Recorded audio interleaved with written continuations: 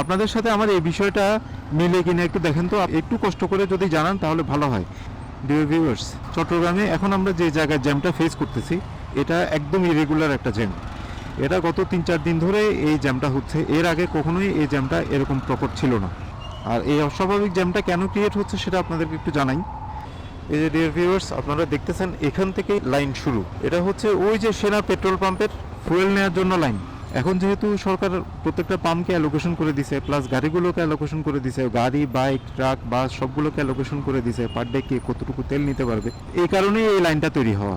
Dear viewers, আপনাদের সাথে আমার এই বিষয়টা মিলে কিনা একটু দেখেন তো, একটু কষ্ট করে যদি জানান তাহলে ভালো হয়। সরকার যদি এই ডিক্লারেশনটা না দিত, এই যে এই গাড়িগুলো তো এর আগেও চলছে, এর আগেও ফুয়েল নিছে, কিন্তু রাস্তায় এরকম জ্যামও ছিল না, ফুয়েল স্টেশনগুলোতেও কোনো ভিড় ছিল না, অ্যাজ ইউজুয়াল সব কিছু ছিল। কিন্তু এই ডিক্লারেশনটা দেওয়ার পরে রাস্তায় জ্যাম শুরু, তারপরে ফুয়েল পাম্পে ভিড় শুরু, তেল না নিতে পারার আক্ষেপ শুরু, অনেকগুলো স্টেশনে অক্টেন নাই লিখা বন্ধ, এইগুলো ক্রিয়েট হয়েছে। এখন আমার কথা হচ্ছে, তেলের যে অবস্থা বর্তমানে বাংলাদেশে, এখানে আসলে ভয় পাওয়ার মতো কোনো কারণ নাই বা শঙ্কিত হওয়ার মতো কোনো অবস্থান নাই। এখন যে পরিমাণ কনজিউম আমরা দেখতেছি, এই যে এতগুলো গাড়ি লাইন, তারপরে এত হাহাকার, এত ভিড়ভাট্টা, এত জ্যাম, যদি ডিক্লারেশনটা না দিত সরকার, মিডিয়াতে যদি এভাবে ডিক্লারেশনটা না আসতো, তাহলে কি হইতো? তাহলে কি আদৌ কিছু হইতো? কারণ কনজিউম আগে যা হইতো, আমার তো মনে হচ্ছে এখনো তাই হচ্ছে। আচ্ছা, একটু পরে কথা বলি। এখন বাজতেছে হচ্ছে 1:59।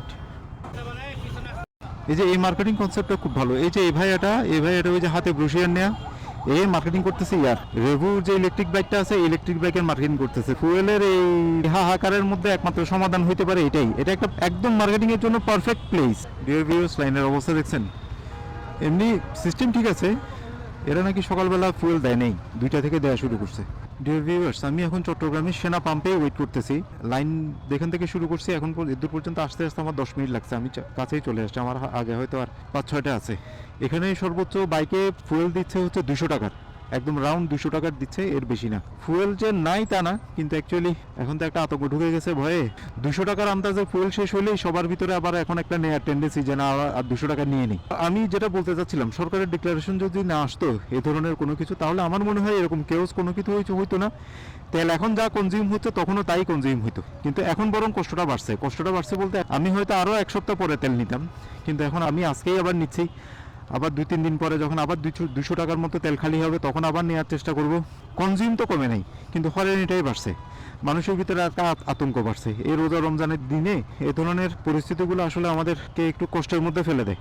যেটা বলছিলাম আপনাদেরকে, আচ্ছা সরকার যদি ডিক্লারেশনটা না দিত, অ্যাজ ইউজুয়াল রাখতো, তাহলে কি এখন যা কনজিউম হচ্ছে তার চেয়ে বেশি হইতো নাকি বরাবরই হইতো? আমার তো মনে হচ্ছে বরাবরই থাকতো। মানুষের ভিতর বরং আতঙ্কটা থাকতো না, অ্যাজ ইউজুয়াল যে যার যার মতো ফুয়েল নিত। বরং এমন করতে পারতো, ফুয়েল স্টেশনগুলোকে টাইমিং ফ্রেমে নিয়ে আসতে পারতো, এতটা থেকে এতটা বন্ধ থাকবে, বাকি সময় ফুয়েল যে যার মতো নিতে পারবে। এই বিষয়ে আপনারাও একটু মতামত শেয়ার করেন তো, যে অ্যাকচুয়ালি কি হইলে মানুষের ভিতরে এই আতঙ্কটা থাকতো না। দেন হবে।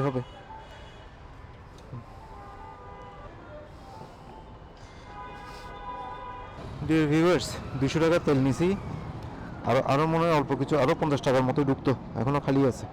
এটা একটা টেনশন। আচ্ছা যাই হোক, ফাইনালি আলহামদুলিল্লাহ তেল নিতে পারছি। এনিওয়ে ডিয়ার ভিউয়ার্স, 15 মিনিট লাইনে দাঁড়াইছি, ফুয়েল নিছি। খারাপ না, যদি 15 মিনিট দাঁড়াই নিতে পারি, ওকে চলে।